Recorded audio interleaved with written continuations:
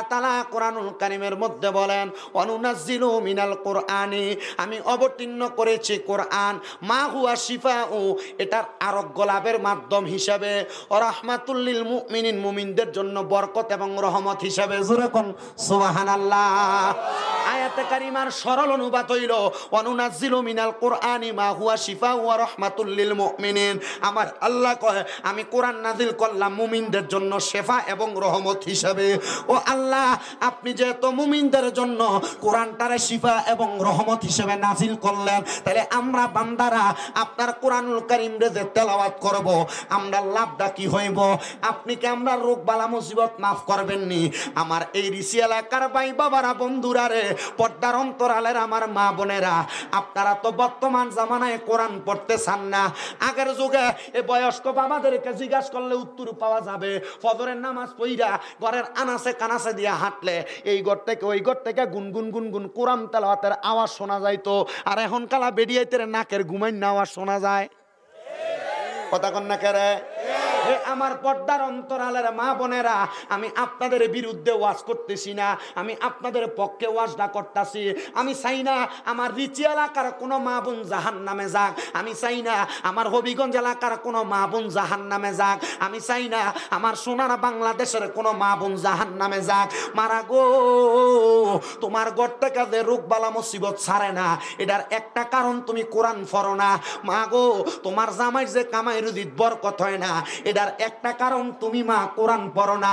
মা গো, তোমার শ্বশুর শাশুড়ি যে তোমার সাথে ভালো ব্যবহার করে না, এটার আরেকটা কারণ তুমি কোরআন পড়ো না। এ আমার বয়স্ক বাবারা, যুবক নজওয়ান বন্ধুরা, নতুন বিয়া করিন না বেডারা, একটু মনোযোগ দিয়া শোনো রে বাবা। ঘরের মধ্যে যাইয়া আজকে বউরে বলবা, আমার কলিজার টুকরা স্ত্রী, সকালবেলা তো তুমি আমার জন্য রান্না করো, সুন্দর নাস্তা বানাও, ভাত পাকাও, তরকারি পাকাও, তুমি আমার জন্য খানাটা প্রয়োজনে আধা ঘন্টা পরে পাকাইবা। এই স্ত্রী, আমি স্বামীরে তুমি সকালবেলা কষ্ট করে একটু কোরআন পড়ে শোনাইবা, তুমি ঘরের ভিতরে একটু কোরআন পড়বা। এই কথাটা যদি বলেন, আপনার স্ত্রী কিন্তু বেজার হবে না, খুশি হইব। কথা কন না? কিন্তু আপনি তো আপনার এই ফোরা মুখ দিয়ে আপনার বউরে বলতেন পারেন না। বলে হুজুর কেমনে কমু, আমি নিজেই তো সকালবেলা কম্বল মোড়ানি দিয়ে ঘুমাই।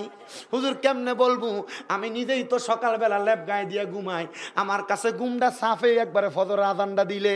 এ আমার বাবারা, এটা ঘুম সাফে না, আপনারে ফেরেশতা, আপনারে শয়তানে সাফায়। বলে হুজুর কেন কেন? আমার আল্লাহর ইবাদত করবো, আমার আল্লাহ কি আমার ঘুমটা ওই টাইমে অটোমেটিক ভাঙ্গে দিতে পারে না? ও বাবা, আপনি তো নিয়তে করেন না, আপনি ফজরের সময় উঠবেন, জামাই বউ দুইজন মিলা যদি ফজরের নামাজের সময় উইটা ফজর নামাজটা ফইরা আল্লাহর কোরআনটা লইয়া বইতা, তাহলে তোমরার গর্বে থেকে কিন্তু একটা আব্দুল কাদের জিলানির মতো সন্তান হইতো, তোমরার গর্বের থেকে গাউসে বাকের মতো সন্তান হইতো, খাজা গরিবে নওয়াজের মতো সন্তান হইতো, কেল্লা বাবার মতো সন্তান হইতো, শাহজালাল শাহপরানের মতো সন্তান হইতো। কিন্তু তুমি মা ফেত্রের মধ্যে সন্তান নিয়া টিকটক চালাও, ফলক দুনিয়া তাইলে ভাত খাওয়াইলে ভাত খায় না, টিকটক লাগাই দিলে কত সুন্দর খানা খায়। কথা কন্যা কিরে বাজানো, একটু গভীর মনোযোগ দিবেন রে বাবারা। এই যুগের মধ্যে আমার মা বোনেরা আমার কথাগুলা মানুক আর না মানুক, আমি আমার মা বোনদের সচেতনতার জন্য কথাগুলা বইলা দিয়া যায়। শুধু আপনারা এখানে যারা আছেন, আপনারা তো এই প্যান্ডেলের মানুষগুলা শুনবেন, এই যে সোশ্যাল মিডিয়া দেখতেছেন, এটার মাধ্যমে সারা বাংলা না সারা বিশ্বের মুসলমানেরা এই ওয়াজ মাহফিলগুলা শোনে। আমি সব মা বোনদের কাছে বলবো, গো মা, আমি তোমাদের সন্তানের মতো যদি ঘরের মধ্যে শান্তি চাও, যদি ঘরের মধ্য থেকে রোগবালা মুসিবত দূর করতে চাও, যদি স্বামীর জামাইয়ের কামাই রুজিতে বরকত আনতে চাও, 1 নাম্বার তুমি নামাজি হও, 2 নাম্বার তুমি ফদ্দাশীল হও, 3 নাম্বার তুমি কোরআনটা পড়ো, দেখবা বরকতের কোনো অভাব হবে না। আপনারা কোন বরকত দেওয়ার মালিক একজন, তিনি কে? কথা কন্যা কে? আমার বাবারা, তাহলে এই কোরআনের মাঝে বরকত আসেনি? আসেনি? কেমন বরকত রে বাবা, একটু মনোযোগ দিয়া শুনবেন। আল্লাহ তাআলার একজন সাচ্চা পাক্কা বন্ধু ইন্তেকাল করছে, মানে মারা গেছে। এলাকার মানুষ আল্লাহর ওলিদেরকে ভালোবাসেননি আপনারা? বাসি, মোহাব্বত করি, ফির মাশায়েখকে সম্মান করি, ভালোবাসি, মোহাব্বত করি। এটার কারণ হইল আল্লাহ কইছে ইন্না রহমাতাল্লাহি করিবুম মিনাল মুহসিনিন, নিশ্চয় আমি আল্লাহর রহমত, আল্লাহর ওলি যারা তারার কাছে আছে তারা নিকটবর্তী হইলে আমার রহমত পাইবা। জোরে কোন সুবহানাল্লাহ। বাজান রে, তবে ফিরটা চিনতে একটু বুঝা শুননা চিনবা। বর্তমানে অনেক ফির দেখা যায় যারা মুড়িদের সামনে বইয়া বইয়া সিগারেট খায়। কথা কন্যা করে আসেনি এমন বহুত ফির দেখা যায় যে ফিরেরা মুরিদ মানে মহিলা মুরিদের সামনে লইয়া বইয়া থাকে। এটি ফির না, এটি বন্ধ। কথা কন বলে হুজুর কারণ কি? এটার কারণ হইলো ফির যদি সিগারেট খায় তাহলে মুরিদ গাঞ্জা খাইব। কথা কন না কেন? ফির যদি সিগারেট খায় মুরিদ কি খাইব? তো ফির তো সিগারেটই ছাড়ে না মুরিদের সামনে, মুরিদে সিগারেটের প্যাকেট এনে দা দিয়া। কথা কয় না? আমি নিজে দেখছি, দেখার পর আমি চিন্তা করলাম এটাও ফির। একটা বালা ফিরের সন্ধান দেই। অনেক পীর আছে আপনাদের হক্কানি পীর মাসেক। আমার হাতে একটা কাগজ দেখতেছেন, 19 ডিসেম্বর, 20 ডিসেম্বর, 21 ডিসেম্বর, বৃহস্পতি, শুক্র, শনিবার এই মাসের ঢাকা আশিয়ান সিটিতে দাওয়াত ইসলামীর উদ্যোগে 3 দিনের সুন্নতে বড় ইজতেমা হবে। এখানে যাইবেন। এখানে এই দরবারের ফির আসবে না। ফির মাদানী মুজাকারার মাধ্যমে, সোশ্যাল মিডিয়ার মাধ্যমে আপনাদের সাথে কথা বলবে, বয়ান করবে। যায় দেখেন ওই পীরের দরবারের মুরিদরা কেমনে চলে, ওই পীরের দরবারের মুরিদরা ওই জায়গায় কেমনে চলাফেরা করে। যখন আপনি যাইবেন তখন চিন্তা করবেন কিরে আমরা এলাকার ফির আর এই ফিরের লোকে বহুত তফাৎ। মারহাবা কইতেন না? আর জোরে কইতেন না মারহাবা? সাহাবায়ে কেরাম প্রশ্ন করি, ইয়া রাসূলুল্লাহ, ইয়া হাবিবাল্লাহ, নবী গো আপনি নবীর কাছে জানতে চাই, আপনি নবী বলেন হক্কানি ফিরটা চিনতাম কেমনে? চিনার দরকার আছে না? আমি যদি কইয়া যাই আপনি হক্কানি ফির চিনবেন কেমনে? যুবক ভাইয়েরা, মুরব্বী বাবারা, পর্দার অন্তরালের মা বোনেরা, হক্কানি পীর চিনার উপায় আল্লাহর নবী কয় ইজারু উ যুকিরাল্লাহু আজ্জা ওয়া জাল্লা। হক্কানি ফিরের দিকে চাইলে আল্লাহর কথা মনে হইব। কার কথা? নবী গো আল্লাহরে তো কোনোদিন দেখছি না গো নবী, তাহলে আল্লাহর কথা কেমনে মনে হইব? আমার দয়াল নবী, রহমতের নবী কই উম্মত ওই হক্কানি ফির আমার আল্লাহরে এমন ভয় করব, আমার আল্লাহরে এমন ডরান ডরাইব। তো এবার আপনারা কন যে ফিরটা আল্লাহরে ডরাই, এটা কি খাইতে পারে না? বর্তমানে অনেক পীর আছে মুরিদ যদি হাদিয়া লইয়া যায় মুসাফাটা বালা কইরা করে। হাদিয়া না থাকলে মুসাফাটাও সুন্দর নাই। গরু লইয়া গেলে সুন্দর ব্যবহার, গরু নাই সুন্দর ব্যবহার নাই। হাদিয়া আছে সুন্দর ব্যবহার, হাদিয়া নাই সুন্দর ব্যবহার নাই। বাজি রে, আল্লাহর নবী কয় এমন পীরের কাছে যাইবা যেই পীরটার দিকে চাইলে আল্লাহর কথা মনে হয়, নবীর কথা মনে হয়। ইয়া রাসূলুল্লাহ, ইয়া হাবিবাল্লাহ, নবী গো আর কোন পীরের সন্ধান দিবেন নি। আমার নবী ইবনে মাজাহ শরীফের 303 নাম্বার পৃষ্ঠার হাদিস বলে, আমার নবী কয় আলা উখবিরুকা আমুলুকিল জান্নাতি, আমি নবী কি তোমাদেরকে জান্নাতের বাদশা সম্পর্কে খবর দিব না? নবী গো জান্নাতের বাদশা কারা? আমার নবী কয় জান্নাতের বাদশা হলো তারা। ক্বালা রাজুলুন দাঈফুন মুস্তাদাফুন যু তিমরাইনি লা ইউবাহু লাহু লাউ আকসামা আলাল্লাহি লা আবাররা। আমার নবী কয় যে ব্যক্তিটার শরীরটা দুর্বল, যেই ব্যক্তির শরীরের কাপড়গুলা এলোমেলো, দেখলে তোমার পছন্দ হবে না। মানে রাস্তার মধ্যে মাঝে মাঝে অনেক পাগল ব্যক্তি দেখবেন, এরা আল্লাহ নবীর পাগল হয়ে রাস্তায় রাস্তায় ঘুরে। এরা দুনিয়ার টাকা পয়সা ধন সম্পত্তির মায়া ত্যাগ করে দিছে। আল্লাহর নবী কয় এরা হইল জান্নাতের বাদশা, জান্নাতের বাদশা। আমরা সমাজের অনেক মানুষ এমন পাগল দেখলে এদেরকে খেদায়া দেয়, এদেরকে কলার শুল্কা মারে, এদের গায়ের মধ্যে পানি মারে।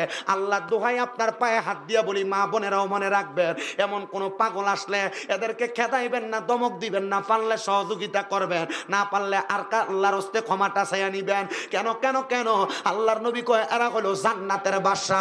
তো যেই কথাটা বলতেছিলাম, কোরআন হইল রোগের শেফার মাধ্যম, কোরআন হইল রহমতের মাধ্যম। আমি আমার বয়ানটা আপনাদের কাছে ওই দিক থেকে ধারাবাহিকভাবে টানতেছি। ওই আল্লাহর বান্দা দুনিয়া থেকে ইন্তেকাল করছে, ইন্তেকাল করার পরে এলাকার মানুষ ওই আল্লাহর বান্দারে যে জায়গায় দাফন করছে, মানে মাটি দিছে, দাফন করার পরে সব মানুষ ওই আল্লাহর বান্দার দরবারের কাছে এসে জিয়ারত করে আর আমার আল্লাহর কাছে ক্ষমা প্রার্থনা করে। এলাকার সব মানুষের বিশ্বাস এই আল্লাহর ওলির কাছে আইসা দোয়া করলে আমার আল্লাহ দোয়া কবুল করে। করেনি? কথা কয় না করেনি? আল্লাহর ওলির কাছে যাইয়া ওনাদের উসিলা দিয়া দোয়া করলে আমার আল্লাহ দোয়া কবুল করে। বাবি রে, এবার ওই আল্লাহর ওলিটা যখন ইন্তেকাল করছে, ওনার ইন্তেকালের পরে আপনার এলাকাতে হাফেজ সাহেব আছে না? এনে না কেটা একটা হাফেজ সাহেব আছে, ফোলাটা কইরে হাফেজ সাহেব আসেনি এই মাহফিলের স্টেজ ফেলে ও দাঁড়ই আছে। আমার হাবাল্লা কবুল করো কোনা আমিন। আমার ভাইয়েরা বাবারা বন্ধুরা, ওই এলাকার একজন হাফেজ সাহেব চিন্তা করলো আমরা এলাকার ওই আল্লাহর ওলি, ওনার কাছে কত মানুষ যায়, আমিও একবার যাওয়ার দরকার। এরে হাফেজ সাহেব তুমি কেন যাইবা? আল্লাহর ওলির দরবারে যাইও না, ওনাদের কাছে গেলে শিরিক হয়, বেদাত হয়, এমন ফতুয়া বাংলা সমাজে এমন অনেক মৌলবী সাহেবও দেয়, কথা কন না ঠিক কিনা? আবার দিছে তো দিছে, আল্লাহর ওলির দরবারে যাওয়াটার বেদাত ফতুয়া দিছে। কয়দিন আগে শেরপুরের মুর্শিদপুর দরবারের ভিতরে যাইয়া আল্লাহর ওলির দরবারটার ভাঙচুর করে দরবারে গরু চুরি করছে, কথা কোন ঠিক কিনা? বাদান আমার, এদেরকে গালাগালি করা, এদের সাথে কোনো উগ্র কথা বলা আমার স্বভাব না। আমি কাউরে গালাগালিও করি না, উগ্র কথা বলি না। আমার স্বভাব হইল কেউ ভুল করলে পারলে ভুলটা ধরাইয়া দেয়। আর আমার 1 ঘন্টা 1.5 ঘন্টা ওয়াজের মধ্যে কোনো ভুল হইলে আপনিও আমারে ধরাইয়া দিবেন। বলো হুজুর কারণ কি? কারণ যে আমারে ভুলটা ধরাইয়া দেয় আমি তারা আমার শত্রু মনে করি না। মাঝে মাঝে দেখবেন আমার ভুল ধরে অমুক হুজুর তমুক হুজুর, আর বেটা 1.5-2 ঘন্টা ওয়াজ করি, ভুল কেন হবে না? আমি কই এখন না, আমি যদি মরণের আগ পর্যন্ত ওয়াজ করি, আমার 10টা কথার ভিতরে 8টা কথা ভুল হইব, তুমি আমার 8টা ভুল কথা মানবা না, 2টা সঠিক কথা মানবা। এই সঠিক কথা মাইনা তুমি যদি আমল করো তাহলে এটার কারণে আল্লাহ আমারে মাফ করব। আমি মানুষ, আমার ভুল হবে, তবে মনে রাখো আমি যেমন ভুল করি তুমিও এমন ভুল করো। আল্লাহর ওলির দরবারে যাওয়া বেদাত বলো শয়তানের বাচ্চারা। আল্লাহর ওলির দরবারের দেখছি যে চুরি করছে, এটা কই ফাইলা?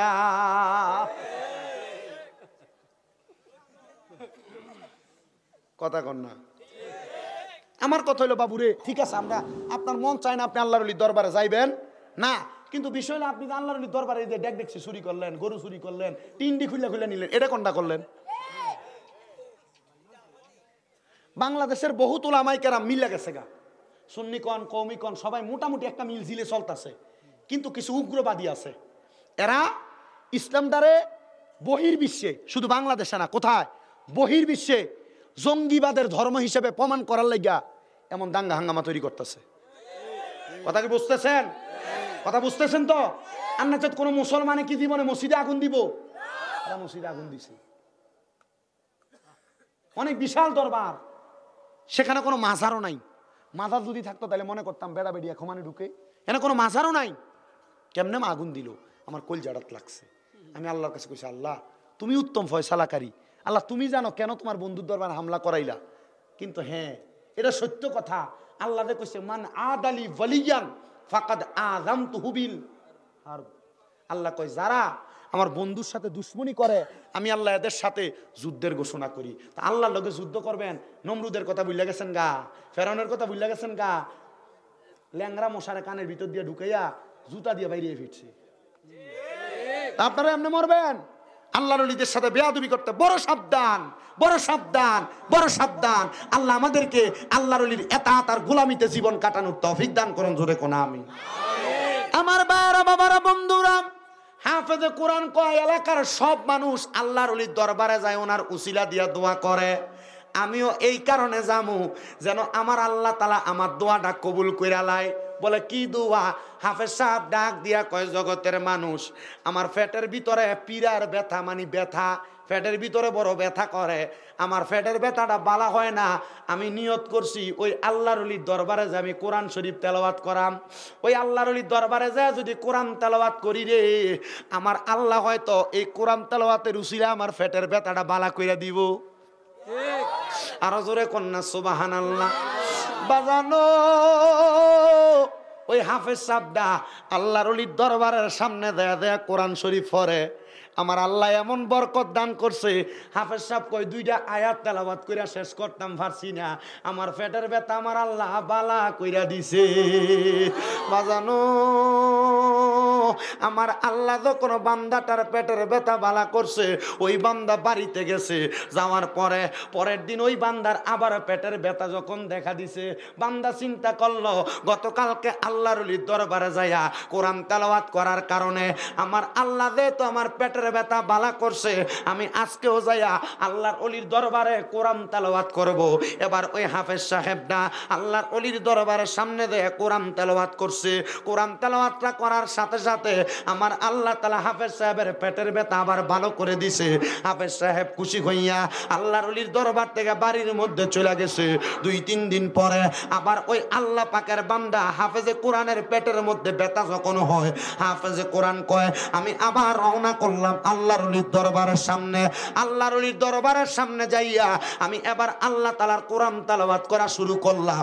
আমি দেখলাম অন্যদিন কোরআন তেলাওয়াত করলে আমার পেটের ব্যথা ভালো হয়, আজকে কোরআন তেলাওয়াত করতেছি আমার পেটের ব্যথা আরো বাড়তেছে। আবার কোরআন তেলাওয়াত করতেছি আবার আমার পেটের ব্যথা বাড়তেছে। আবার কোরআন তেলাওয়াত করতেছি আবার আমার পেটের ব্যথা বাড়তেছে।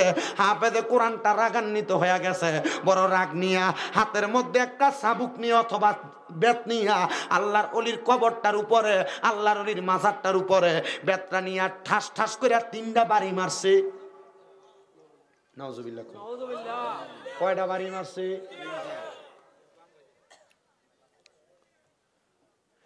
আল্লাহর ওলির ওই কবরটার উপরে 3টা বাড়ি মাইরা হাফেজ সাহেব আল্লাহর ওলির দরবার থেকে বেতটা হাতে লইয়া বাহির হইয়া রাগান্বিত অবস্থায় দৌড়িয়া বাহির হইয়া যাইতেছে।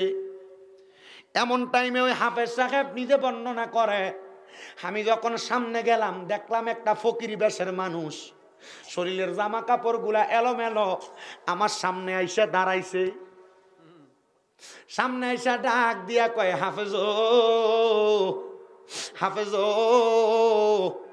এ হাফেজ সাহেব কোরআন তোমার সিনার ভিতরে রাগ কেন করো, রাগান্বিত কেন? হাফেজ ডাক দিয়া কয় এ পাগল মানুষ, আমার সামনে থেকে সর, নচেত এখন হাতের বেত দিয়া তোর আমি বাড়ি দিমু। পাগল ডাক দিয়া কয় হাফেজ সাহেব তোমার সমস্যার কথা আমার বলো। হাফেজ সাহেব কয় পেটের ভিতরে বড় ব্যথা, নিয়ত করে গেছিলাম কোরআন পড়লে আল্লাহ বালা করে দিব, 2 দিন বালা করছে, আজকে তো আমার পেটের ব্যথা বালা হইছে না। ওই পাগল ডাক দিয়া কয় পেটের ভিতরে ব্যথা এই জন্য নিয়ে এত রাগ। হাফেজ সাহেব কয় হ্যাঁ এত রাগ। এবার ওই পাগল ব্যক্তিটা হাতের মধ্যে কি জানি পরে একটা ফু দিছে, দিয়া হাফেজ সাহেবের পেটের ভিতরে বিসমিল্লাহ করে 3টা থাপ্পড় দিছে। হাফেজ সাহেব কয় ও জগতের মানুষ, 3টা থাপ্পড় লাগতে দেরি, আমার পেটের ব্যথা বালা হইতে দেরি করছে না। ওরে কেউ বুঝিতে পারে না রে ওলি আল্লাহর খেলা, আরে কামেল পীরের খেলা। ওরে জোর করিয়া বুঝতে গেলে তার ঘটে মরণ জ্বালা, কেউ বুঝিতে পারে ওলি আল্লাহর আইরে পীর মুর্শিদের।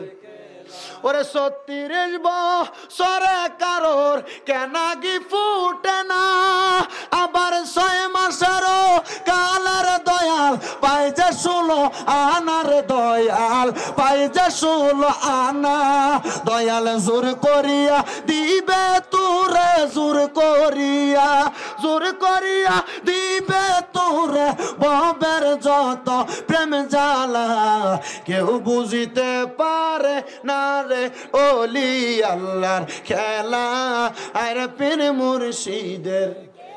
জোরে কোন মারহাবা বাজান আমার। হাফেজ সাহেব কয় আমার পেটের ব্যথাটা যখন বালা কইরা দিছে, আমি আবার সাথে সাথে ওই পাগল ব্যক্তিটার ফাঁটির ভিতরে জড়াইয়া ধরছি।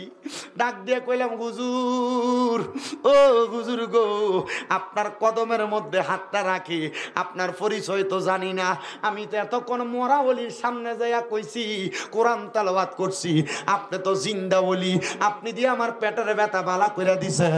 এবার পাগল ডাক দিয়া কয় বালা আমি করছি না, বালা করুন না, বালা করছে। কথা কোন সব রোগ মাফ করতে পারে একজন আল্লাহ। আসতে কইছে আর মোহাব্বত এখন কি বন্ধুরে। ওই পাগল ডাক দিয়া কয় এরে পাগলা শোনো, আমার যে এতক্ষণ আগে এই বেত দিয়া বাড়ি দিতে চাইছো, এটা কি তুমি ঠিক করছো?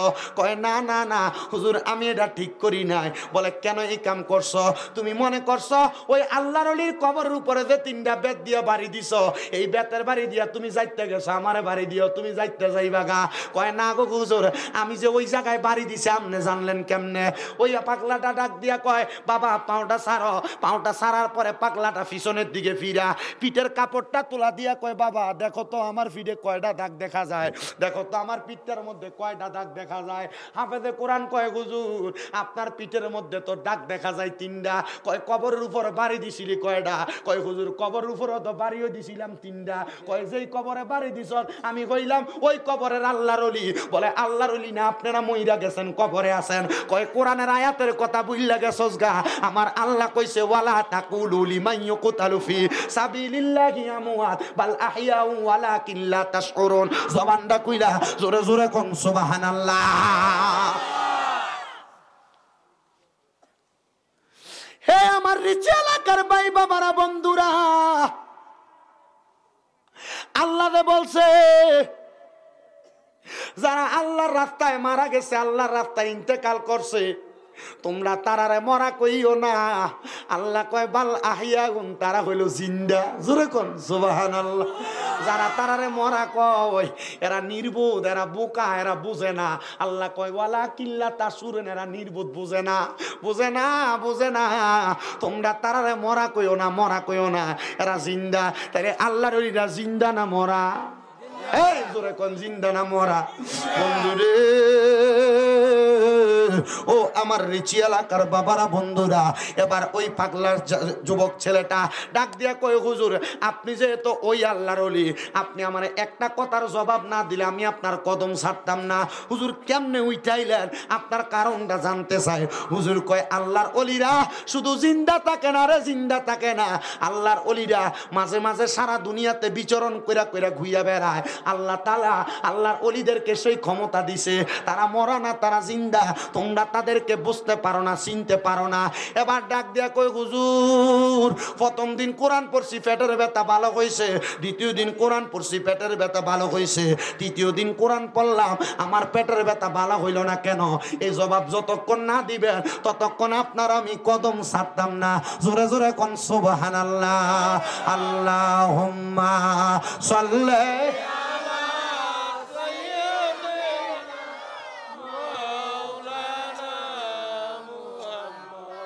ওয়ালা আলি সাইয়্যিদিনা।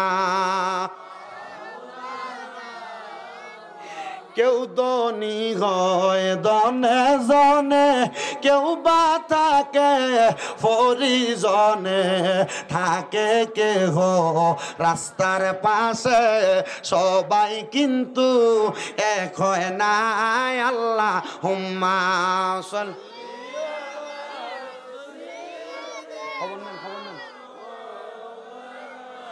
মুহাম্মাদ ওয়ালা আলি সাইয়্যিদিনা।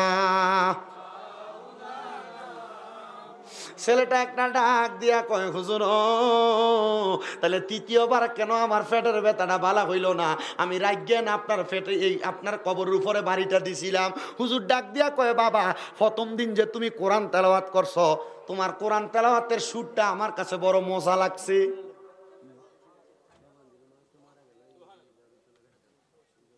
জোরে কইলেন না সুবহানাল্লাহ। মানে প্রথম যখন এই ফুলা কোরআন তেলাওয়াত করছে আল্লাহর ওলিটা আমার কাছে কি লাগছে? মজা লাগছে। তার মানে আপনি কবরে থেকেও কি করছেন? কথা কই না, কবরে থেকেও হুজুর দ্বিতীয় দিন কোরআন পড়লাম, দ্বিতীয় দিনও তো পেটের ব্যথা ভালো হয়েছে। বলে ওইটাও আমি শুনছি, যখন তুমি কোরআন পড়ো আমার কাছে যখন ভালো লাগে আমি আমার আল্লাহর কাছে দোয়া করছি, মাবুদ যে আমার কবরটার পাশে দাঁড়ায়া দাঁড়ায়া এত সুন্দর করে কোরআন তেলাওয়াত করে, আল্লাহ তুমি ওই বান্দাটার পেটের ব্যথা ভালো কইরা দাও। আল্লাহ আমার দোয়া কবুল করছে। এ পাগলা তুমি যখন দ্বিতীয়বার পেটের ব্যথা ভালো হওয়ার পর 2-3 দিন আমার দরবারে আসো না, কোরআনও পড়ো না। আমি এই জন্য তৃতীয়বার যখন তুমি কোরআন পড়ছো আমার কবরের সামনে দাঁড়ায়া দাঁড়ায়া আমি আমার আল্লাহরে কইছি, আল্লাহ এখন যদি তার পেটের ব্যথা ভালো কইরা দাও তাহলে সে আমার কাছ থেকে চলে যাবে, এত মধুর সুরের কোরআন তেলাওয়াত আমি শুনতে পারবো না। আল্লাহ তুমি তার পেটের ব্যথাটা আর একটু বাড়াইয়া দাও, যেন সে আমার কবরের সামনে দাঁড়ায়া দাঁড়ায়া বেশি করে কোরআন পড়ে।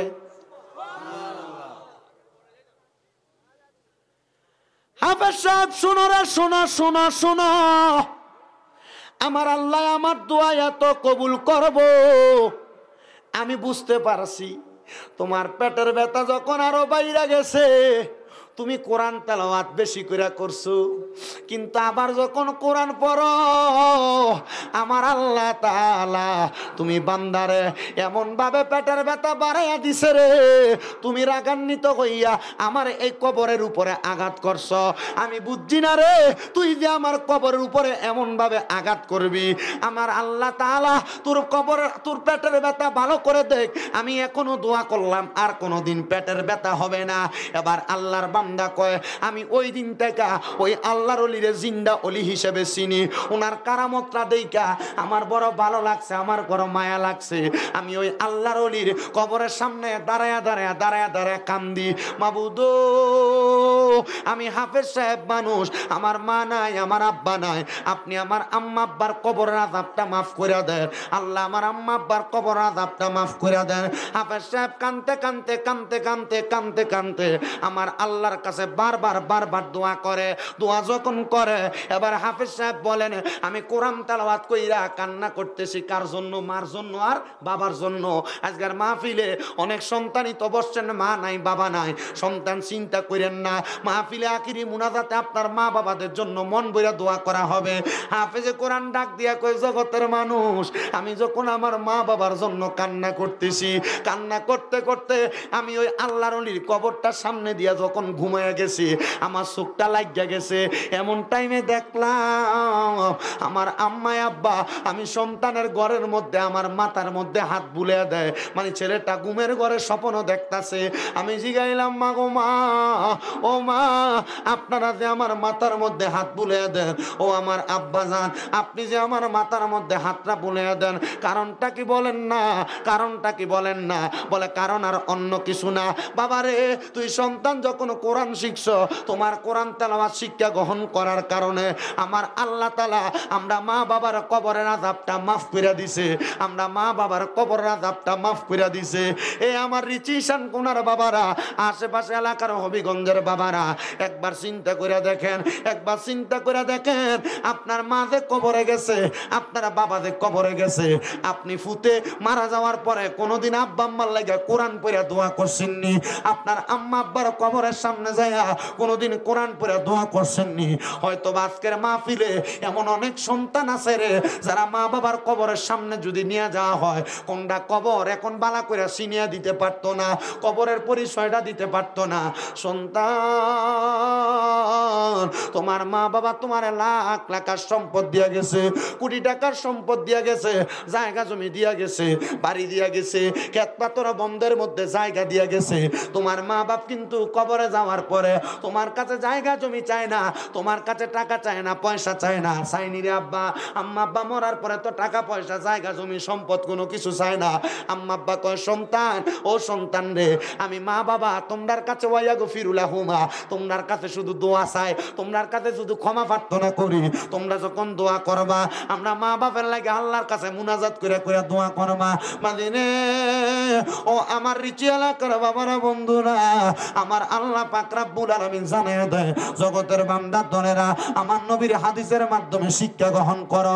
একটা সমুদ্রের ভিতরে যখন কোনো মানুষ নৌকা ছাড়া ডুবন্ত অবস্থায় থাকে, সাঁতার কাটতে থাকে বাঁচার জন্য, একটা নৌকা যায়া ওই সমুদ্রের ডুবন্ত ব্যক্তিটারে বাঁচাইলে ওই ডুবন্ত ব্যক্তিটা যত খুশি হয়ে যায়, আমার আল্লাহ তাআলা, আমার আল্লাহ তাআলা, আল্লাহ তাআলার ওই বান্দার জন্য যদি দুনিয়াতে কেউ দোয়া করে, ওই বান্দাটা তেমন খুশি হয়ে যায়, তেমন খুশি হয়ে যায়। হায় রে,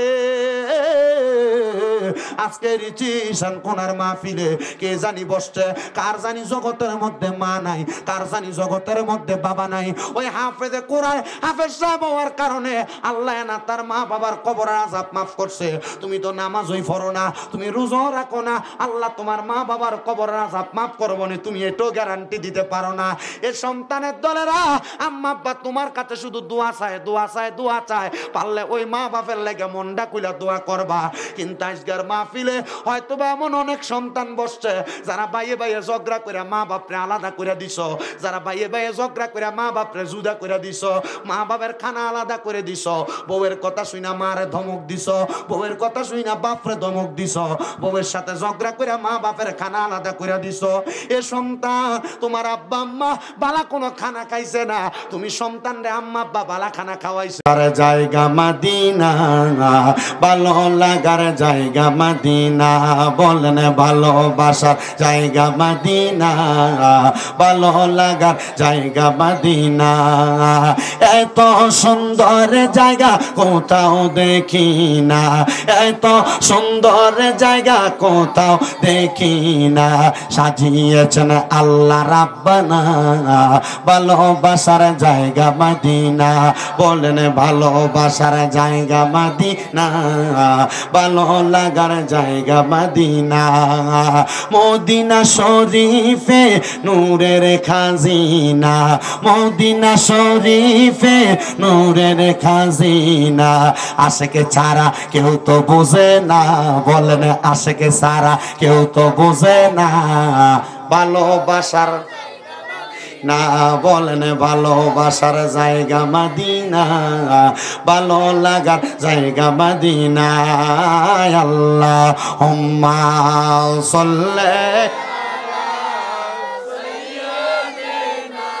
মাওলানা মুহাম্মাদ ওয়া আলা সাইয়্যিদিনা লা ইলাহা ইল্লাল্লাহু, লা ইলাহা লা ইলাহা ইল্লাল্লাহ, লা ইলাহা ইল্লাল্লাহ, লা ইলাহা ইল্লাল্লাহ, লা ইলাহা ইল্লাল্লাহ, লা ইলাহা ইল্লাল্লাহ, পড়েন লা ইলাহা।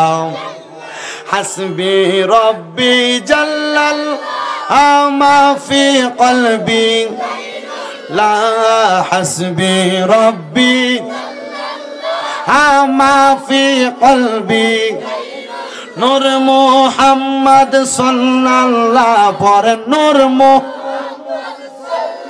লা ইলাহা ইল্লাল্লাহ, লা ইলাহা লা ইলাহা। হায়রে নামাজ রোজা সাই রহনা, কেহ মা বাবার খেদমত সাই রহনা, আমার নবীর দরদ ভুইল না, বলেন নবীর, আমার নবীও তোমায় ভুলবে না, লা ইলাহা লা ইলাহা। অনেক দূরে মদিনা, আমরা কেমনে ঋষির মানুষ মদিনা যাইতে চাননি বাবা, বেশি দিন হয় না রে। ওই নবীর রওজা মুবারক আমি আমার এই দুইটা চোখ দিয়া দেখে আসছি। আমি 5 ওয়াক্ত নামাজের পরে আমার ওই নবীর রওজা মুবারক আমি সালাম দিছি, আর ডাক দিয়ে কইছি ইয়া রাসূলুল্লাহ, ইয়া হাবিবাল্লাহ, নবী গো আপনার রওজা মুবারক আমি দেখছি। আমার জীবনে সবচাইতে বড় আশার মধ্যে এটা হইল আমার সবচেয়ে শ্রেষ্ঠ আশা। আমার মনে রাখে একবার আপনার রওজা মুবারক আমি আমার চোখ দিয়া দেখতাম। আমি আমার নবীর রওজার সামনে দাঁড়ায় দাঁড়ায় কইছি ইয়া রাসূলুল্লাহ, ইয়া হাবিবাল্লাহ, নবী গো আপনার রওজা দেখার পরে আমার মনের ভিতরে একটা আশা জাগছে, একটা আকাঙ্ক্ষা জাগছে, নবী গো ইয়া রাসূলুল্লাহ, ইয়া হাবিবাল্লাহ, নবী গো আপনারে আপনার সাহাবায়ে কেরাম দেখছে, আবু জাহেলও দেখছে, নবী গো আবু জাহেল ইমানের চোখ দিয়া দেখছে না, আবু বকর ইমানের চোখ দিয়া দেখছে, এই জন্য ইমানদার। আপনি নবীর পাশে দিয়া জায়গা পাইছে, ইয়া রাসূলুল্লাহ হযরত ওমর আপনার ইমানের চোখ দিয়া দেখছে, আপনি নবীর পাশে জায়গা পাইছে, ইয়া রাসূলুল্লাহ আবু বকর যেই চোখ দিয়া দেখছে, আমার মনের ভিতরে আপনার রওজার সামনে আসার কারণে আমার একটা ইচ্ছা জাগছে, আমি আমার এই দুইটা চোখ দিয়া মরণের আগে আপনি নবীর রওজা মুবারকটা যেহেতু দেখছি, আপনি নবীরে একবার ঘুমের ঘরের স্বপ্নে আমি দেখতাম চাই।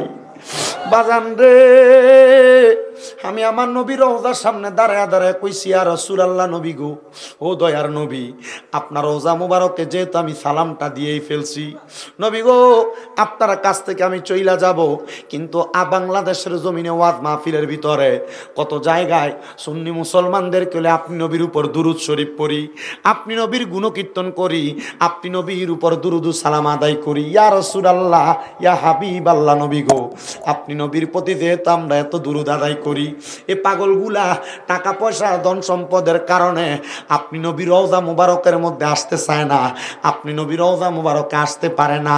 ও নবী, তাদের প্রত্যেকের মধ্যে একজনকে হইলেও প্রতি বছর একবার আপনার রওজা মুবারকে আসার তৌফিক দিয়েন। জানেননি, এই দোয়াটা আমি আল্লাহর কাবা ঘরের গিলাপটা দূরে দূরে করছি, কইছি আল্লাহ, আপনার কাবা ঘরের গিলাপটা দেখতে তো কলজাটা ঠান্ডা হয়। ও আল্লাহ, আপনার কাবা ঘরের দিকে তাকাইলে আশেকদের অন্তরটা ঠান্ডা হয়।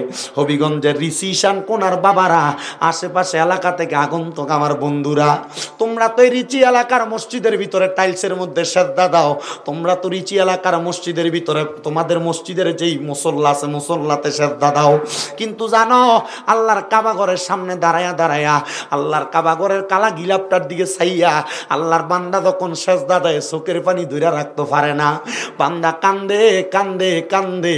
আমি কত আশেকদেরকে জিগাইলাম, ভাই সাহেব, মুখের ভিতরে তো মুস্কি মুস্কি হাসি দেখা যায়, কিন্তু চোখ দিয়া দিবায়া বায়া পানি পড়ে, কারণটা কি? আমারে কয়, হুজুর, এই কাবা ঘরের সামনে আসলে চোখের পানি এমনে এমনে পড়ে না, কাবা ঘরের সামনে আসলে চোখের পানিটা এই কারণে পড়ে, কারণ দুনিয়াতে নামাজ পড়ি একরকম, কিন্তু কাবা ঘরের সামনে আসলে আমার কাছে বড় মায়া মায়া লাগে।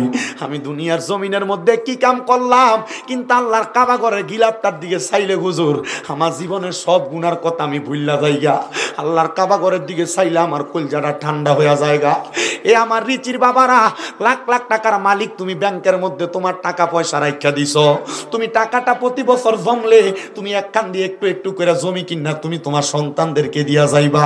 এ রিচি এলাকার পর্দার অন্তরালের মা, তোমার 1 বড়ি 2 বড়ি 3 বড়ি 5 বড়ি স্বর্ণ তুমি বানিয়া ঘরে রাখা দিছ না গো মা, এই স্বর্ণ দিয়া কোনো শান্তি না, না রে আব্বারা, এই জায়গা পয়সা জায়গা দিয়া টাকা পয়সা দিয়া শান্তি না। যদি জায়গা জমি থাকে একটা কোনা দিয়া বিক্রি কইরা ফুতের হাতে টাকাটা দিয়া কইবা, ফুতরে আমি তোর কাছে কিছু চাই না, এই জায়গা বেচার টাকাটা দিয়ে আমি আব্বারে মরার আগে একবার মক্কা শরীফ পাঠা। এ বাবা, এ যুবক ভাইয়েরা, কত হাজার হাজার টাকা কামাই করো, কত লাখ লাখ টাকা কামাই করো, তোমার টাকা পয়সাগুলো তোমার মতো পইরা থাকবে, তুমি একদিন দুনিয়া থেকে বিদায় হইয়া যাইবা। কই কক্সবাজার ট্যুরে যাওয়ার জন্য 10,000 টাকা বাজেট করো, মক্কা মদিনা যাইবার লাগে তো এখন একটা অ্যাকাউন্ট বানাও নাই, মক্কা মদিনা যাইবার লাগে তো একটা ব্যাংকে কটার টাকা ফালাও না। আমি তোমার কদমে হাত দিয়া বলবো রে যুবক, দুনিয়াটা শান্তির জায়গা না, শান্তির জায়গা না। শান্তি যদি পাইতে চাও, আশেকের আসল জান্নাত সোনার মদিনাটা দেখবার জন্য একটাবার তুমি নিয়ত করো। বলো হুজুর, আমার মাসে বেতনই তো 10,000 15,000 টাকা, আমি কেমনে যাবো? আমি বলবো তোমার চাকরির টাকা তাইকা মাসে 500 টাকা আলাদা করে রাখো, আর নিয়ত করো, নিয়াতুল মুমিনিন খায়রুম মিন আমালি, মুমিনের নিয়ত তার আমলের চাইতে উত্তম। খোদার কসম যদি মক্কা মদিনা যাওয়ার আগে এই টাকা যদি তোমার জোগাড় না হয়, যদি তুমি মারা যাও, আমল নামায় মক্কা মদিনা সওয়াবটা পাইয়া যাইবা। ও বন্ধু, ওই মক্কা মদিনা যাওয়ার জন্য চেষ্টা করো। পর্দার আড়ালের মা বোনেরা, তোমার জামাইটা বিদেশ থাকে, আল্লাহর দোহাই লাগে গো মা বোনেরা, জামাইটা যদি বিদেশ থাকে, কত স্বর্ণ চাও, গয়না চাও, প্রতি বছর বছর তোমার স্বামী তোমার জন্য একটা না একটা স্বর্ণের জিনিস বানায়া দেয়, একটা না একটা স্বর্ণের গলার হার বানায়া দেয়, একটা না একটা স্বর্ণের ছুরি তোমারে বানায়া দেয়। এগুলা জামাইয়ের কাছে চাইও না, এগুলা জামাইয়ের কাছে চাইও না। শুধু কইবা তোমার কাছে আমি টাকা চাই না, পয়সা চাই না, স্বর্ণ গয়না চাই না, আমার একটু মক্কা মদিনাটা একটু দেখায় আনো। আর যদি তোমার কাছে থাকে, 1 ভরি স্বর্ণ বাজারে বিক্রি করে দাও। এখন বর্তমান বাজার মূল্যে 1 ভরি স্বর্ণ বিক্রি করলে 1,22,000 টাকার উপরে পাওয়া যায়। এই স্বর্ণটা বিক্রি কইরা 22, 25, 30,000 টাকা যদি 1 লাখ হইয়া যায়, এই টাকাটা দিয়ে তুমি মক্কা মদিনা যাওয়ার নিয়ত করো। দেখবারে ও রিচির বাবারা, ওই মক্কার ঘরের সামনে গেলে তোমার কলজাটা ঠান্ডা হইয়া যাইব।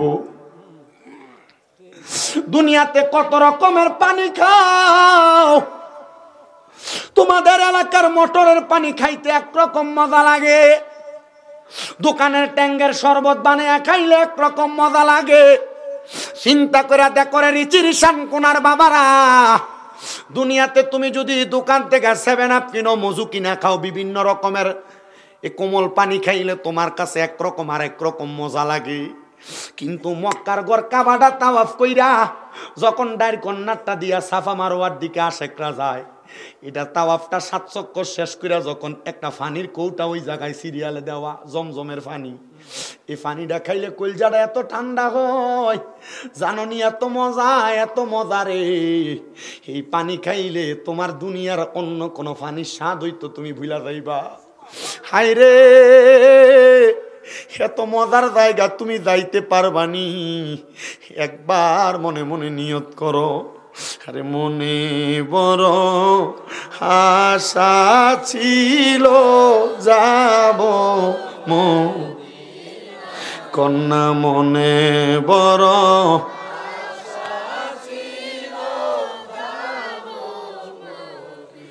আল্লাহর কসম করে বলি, যেদিন আমি মক্কা মদিনা থেকে আসছি তারপর থেকে আমার মনটাতে শান্তি নাই। বলো হুজুর কারণ কি? কারণ সে জায়গায় গেলে আশেকের মনটা আর ধরে রাখতে পারে না। আমি চিন্তা করি মক্কায় নামাজ পড়তাম, মদিনায় নামাজ পড়তাম, কত ভাল লাগছে। আল্লাহ কখন জানি নিয়ে যাইবা। আমি আমার আল্লাহ তালার কাছে শুধু এই দোয়াটা করছি, আমি যে মক্কা মদিনা গেছি এমনি এমনি যাই নাই। লন্ডনের মঞ্চিস্টারে আমার একজন মা থাকে, মনোয়ারা খাতুন, উনি আমার সেই জায়গার মধ্যে নেওয়ার পরে কইছে এই জায়গাটা সুন্দর জায়গা, আল্লাহর বাড়ি দেখছো ভাল লাগে। আমি ওনারে উমরা খসডা শেষ করে কইছি, মা আর যখনই আপনি মক্কা মদিনা যাইবেন আমারে সারা যাইয়েন না গো মা। কেন জানেন? এটা এত সুন্দর জায়গা, মজার জায়গা। আল্লাহ যেন আপনার ওই মজার জায়গাটা একবার হইলো যাওয়ার মতো তৌফিক দেয়। জোরে কোন আমিন। কোন মনে বড় আশা, ওরে সালাম আমি করব গিয়ে, সালাম আমি নবীজি রওজায়, মনে বড় আশা কাফেলাতে কে যাও তুমি, কে যাও মদিনায়, এ গরিবের সালাম দিও মদিনার বাদশাহ, কইও গিয়া আমার সালাম, কন্যা কইও গিয়া লাম, কইও গিয়া আমার নবীজি রওজায়, মনে বড় যাব মদিনায়। বলেন মনে বড় যাব, ওরে আরব সাগর পারি দিব, নাই কই আমার তরি, পাখি নয় তো উড়ে যাব, ডানাতে বরে করি। বলেন আরব সাগর পারি দেব, নাই কই আমার তরি, পাখি নয় তো উড়ে যাব, ডানাতে বরে করি। আমার আশায় আছে সম্বল নাই, আশায় আছে করি কিউ পাই, মনে বড় আশা যাব। রে বোবার মতো করে রাখো না মনটা। মদিনা নবী রওজার সামনে গেলে বুঝবা ওই মদিনা নবী রওজা দেখতে কত সুন্দর। পাকিস্তানি মহিলারা দেখতাম রওজার বাইরে দাঁড়ায় দাঁড়ায়া নবীজির মদিনা শরীফের সবুজ মিম্বরের দিকে যায় কান্দে। আমি চিন্তা করলাম এটা কিন্তু এই কান্দা না, চোখের পানি কিন্তু এমনি আইয়া না, অনেক বেড়াই তারে ভিটলেও চোখের পানি আইয়া না। কথা কয় না কেন? কথা কন না কেন? এরা যে শুধু মদিনা শরীফের দিকে তাকায় তাকে কান্দে। মালয়েশিয়ান বেডারা এই মদিনা শরীফের দিকে তাকায় তাকায় কান্দে। মুহাব্বতে একটু আমার সাথে কন না। মনে বড় আশা ছিল যাব আমার এই রিচি এলাকার ভাই বাবারা বন্ধুরা গো, তাইলে আবার বলেন যেই মদিনা শরীফে এত বরকত এত রহমত, আমরা সবাই ওই মদিনা যাইতে চাই কি চাই না? আমার ভাইয়ারা বাবারা বন্ধুরা, এই মদিনা শরীফের কত বরকত, আর একটু বরকত আমি আপনার কাছে বর্ণনা করি। আমার দয়াল নবী রাহমাতুল্লিল আলামিন নবী কয়, জগতের মানুষ যখন কোনো বড় ধরনের মহামারী রোগ আক্রমণ করব, যদি ওই রোগটা মক্কাতে আক্রমণ করব, কিন্তু আমি নবীর মদিনায় এমন নিরাপদ, মদিনার কাছে দিয়া পর্যন্ত ওই মহামারী রোগ আক্রমণ করতে পারবে না। বাজান রে, আমার দয়াল নবী রাহমাতুল্লিল আলামিন নবী আমার কয় উম্মতেরা, শুধু তাই নয় কিয়ামতের আগে পূর্ব দিক থেকে এমন কিছু বাইটটা লোক আগমন করব, যারা আল্লাহ তাআলার কাবা ঘর ভাঙবার লাগে যাইব, কিন্তু তারা মদিনাতে যাইব, আল্লাহর কাবা ঘর ভাঙার জন্য চেষ্টা করব, পারবে না। মদিনার কাছে যায় তারা ইমানদার হইয়া যাইব, কারণ মদিনা বরকতের জায়গা, মদিনা রহমতের জায়গা। মদিনার মধ্যে গেলে কোনো ক্ষুধার্ত থাকে না। বলে হুজুর কারণটা কি? মদিনার প্রত্যেকটা গেইটে প্রত্যেক নামাজের পরে ছোট ছোট বাচ্চারা, মদিনার মেহমানরা খেজুরে ঝুরি লইয়া দাঁড়ায় থাকে, ইয়া আল্লাহ হাজি হাদিয়া কইয়া ডাকে। কারণটা কি জানোনি? কারণ নবীর দরবারে গেছো, নবীর দরবার থেকে কেউ খালি যায় না। আমার দয়াল নবী রাহমাতুল্লিল আলামিন নবী আশেকটারে যেই কোন একটা হাদিয়া দিয়া মদিনা থেকে বিদায় করে, আল্লাহ যেন আমরারে কবুল করে, জোরে কোন আমিন। তাহলে আমরা সবাই ওই মদিনা যাইতে চাই কি চাই না?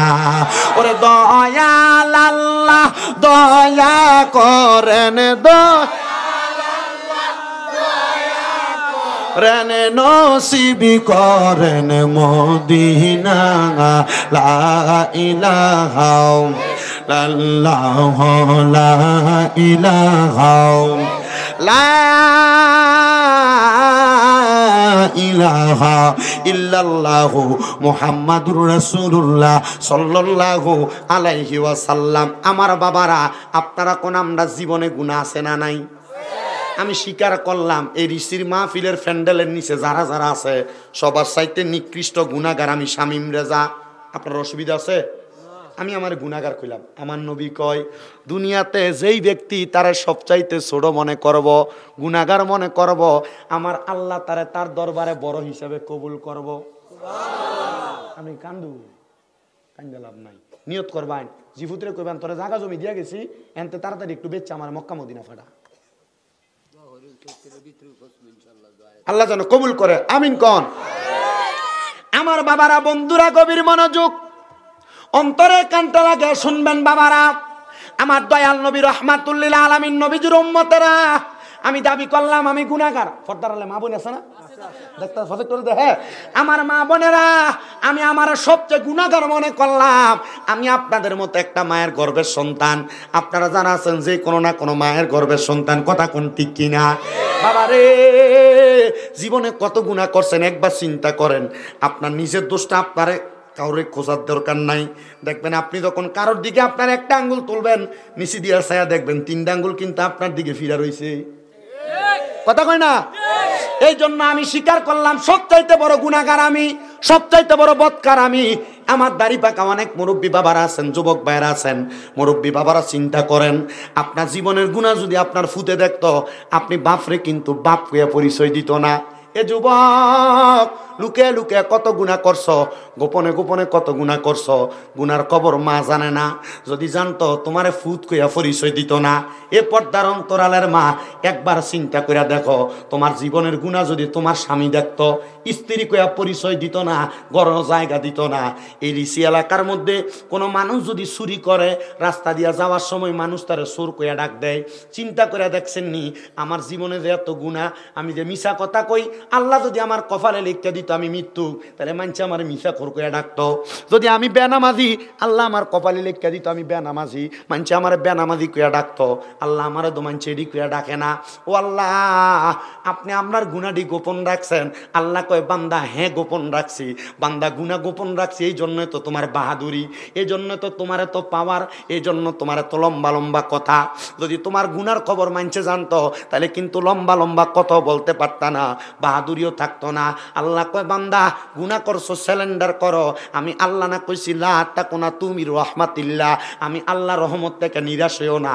ইন্নাল্লাহা নিশ্চয় আমি আল্লাহ ইয়াগফিরুজ যুনুবা জামিয়া সকল প্রকার গুনাহগুলা ক্ষমা কইরা দেই। ইন্নাহু হুয়াল গফুরুর রহিম নিশ্চয় তিনি আল্লাহ যিনি ক্ষমাশীল এবং দয়ালু। ওই আল্লাহ যদি ক্ষমাশীল হয় দয়ালু হয়, আপনি যদি আপনার গুনার জন্য জীবনে একা একা কান্দেন, আমার আল্লাহ জীবনের গুনাহগুলা মাফ করতে পারে কি পারে না? ও বাবারা, আল্লাহ যেহেতু জীবনের গুনাহ মাফ করতে পারে, জবানটারে বন্ধ রাখবেন না, কারো জবানের দিকেও তাকাইবেন না, চোখটা বন্ধ করে দিয়া কলবটার মধ্যে ধাক্কা দিয়া আল্লাহর হাবিব মুহাম্মদুর রাসূলুল্লাহর দিকে কলবটা মুতাজ্জু করার আগে আপনারা যারা এখানে বায়াতে রাসূল গ্রহণ করছেন, হক্কানি পীর মাশায়েখের হাতে হাত রেখে বায়াত নিছেন, ওই পীরের কলবের সাথে আপনার কলব দ্বারা মুতাজ্জু করবেন, ওনাকে স্মরণ করবেন। ওনার কলবটা তরিকতের ইমাম খাজা গরিবে নওয়াজ হযরতে আব্দুল কাদের জিলানী, বাহাউদ্দিন নকশবন্দি, মুজাদ্দেদ আল-ফেসানি, যে কোনো একজনের কলবের সাথে মিলিত হয়ে যাবে, তখন ওই কলবটা আমার রাসূলের সাথে একটা মুতাজ্জু কানেকশন হয়ে যাবে। কারণ কুলুবিল মুমিনিনা আরশিল, এটা তো মিলান লাগবো। এই কলবটারে মিলায়া চোখটা বন্ধ কইরা আমার আল্লাহর একটু এসমে জাতের জিকির করেন। আল্লাহ আল্লাহ আল্লাহ আল্লাহ আল্লাহ আল্লাহ আল্লাহ আল্লাহ আল্লাহ আল্লাহ। ইকু বন্ধ করবে না। আল্লাহ আল্লাহ আল্লাহ আল্লাহ আল্লাহ আল্লাহ। মাহবুদ মাওলা নামটি সদা, মাহবুদ মাওলা নামটি সদা থাকে অন্তরে। রহমান নামের খাতিরে মাফ করো আমরা রে মারহাবা। আল্লাহ আল্লাহ আল্লাহ আল্লাহ আল্লাহ। মাহবুদ মাওলা নামটি সদা, মাহবুদ মাওলা নামটি সদা জপে অন্তরে আমরার গুনাহ মাফ কইরা দাও সেই নামের খাতিরে মারহাবা। আল্লাহ আল্লাহ। রহমান রহিম নামটি তো মায়ার আছে জানা আমরা বান্দার মারহাবা। সেই নামেরি উসিলাতে, সেই নামেরি উসিলাতে মাফ করো আমারে। রহমান নামের উসিলাতে মাফ করো আমরা রে মারহাবা। আল্লাহ আল্লাহ। নবী সারা আপন কে গহনা হাই রে মুমিন ভাই, নবী সারা আপন কে গহনা মারহাবা।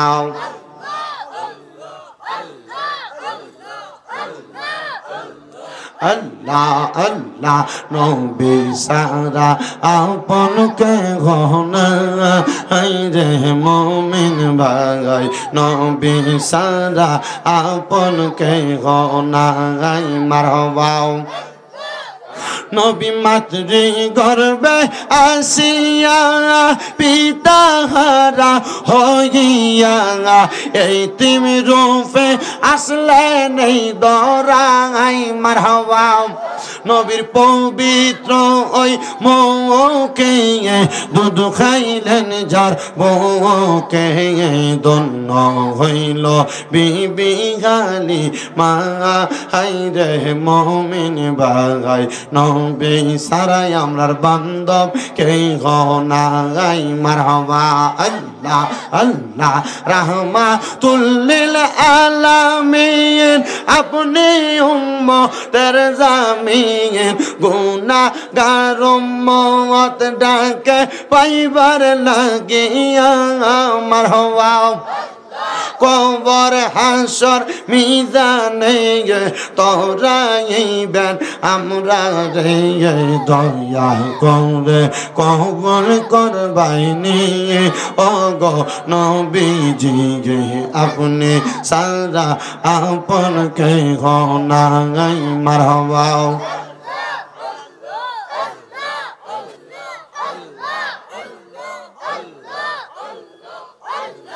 লা ইলাহা ইল্লাল্লাহু মুহাম্মাদুর রাসূলুল্লাহ সাল্লাল্লাহু আলাইহি ওয়াসাল্লাম। সবাই পড়ি আলহামদুলিল্লাহ। কষ্ট হচ্ছে আপনাদের? আমি গড়ে কইছি যে ঠান্ডা পরে মানুষে যে এনে কষ্ট করে বৈশা রইছে, এটা আপনারা হাজার কপালের বাইক। কারণ এই ঠান্ডা দিয়া বলে আঞ্জা করে ঘুমাইবো, এটা আরো ভালা মুহাব্বতের কাম। সওয়াব কিন্তু এটার থেকে আরো বেশি হইবে। হ্যাঁ মারহাবা কয় না দি এবারটা কি জায়গা কি আমি এই কথা কনে আকা মারহাবা, এটা কিন্তু ভাই প্রত্যেক দিন থাকবো, আজকে তো প্রত্যেক দিন থাকতো না। আল্লাহ যেন কবুল করে, আমিন কন। মজার জায়গা, তবে এটা জান্নাতের বাগান। এই জান্নাত তো আপনি পাইবেন কই? সেটা ঠিক আছে, আল্লাহ নবী কইছে বউ হইছে দুনিয়াতে জান্নাতের মজা পাওয়ার একটা মূল মাধ্যম। মারহাবা কন। জান্নাতের স্বাদের একটু অংশ কিঞ্চিত পরিমাণ আল্লাহ স্ত্রীর মাধ্যমে স্বামীদেরকে দিছে। আল্লাহ যেন আমরা কবুল করে, আমিন কন। আমার কাছে কেন জানি মনে হইতেছে এতগুলা মানুষ, কিন্তু আপনারা সুবহানাল্লাহ আলহামদুলিল্লাহ আমিন যে কোন একবার আস্তে আস্তে কোন, অসুবিধা নেই, যতটুক বলেন আলহামদুলিল্লাহ। আমি আপনাদের কাছে একটা আয়াতের খণ্ডাংশ তেলাওয়াত করছি, পুরা আয়াত তেলাওয়াত করি নাই। আমি আবার আপনাদের কাছে আয়াতটা তেলাওয়াত করবো, মুহাব্বতে আল্লাহু আকবার আওয়াজ দিবেন। পারবেন তো ইনশাআল্লাহ? বিসমিল্লাহির রহমানির রহিম। وَنُنَزِّلُ مِنَ الْقُرْآنِ مَا هُوَ شِفَاءٌ وَرَحْمَةٌ لِّلْمُؤْمِنِينَ।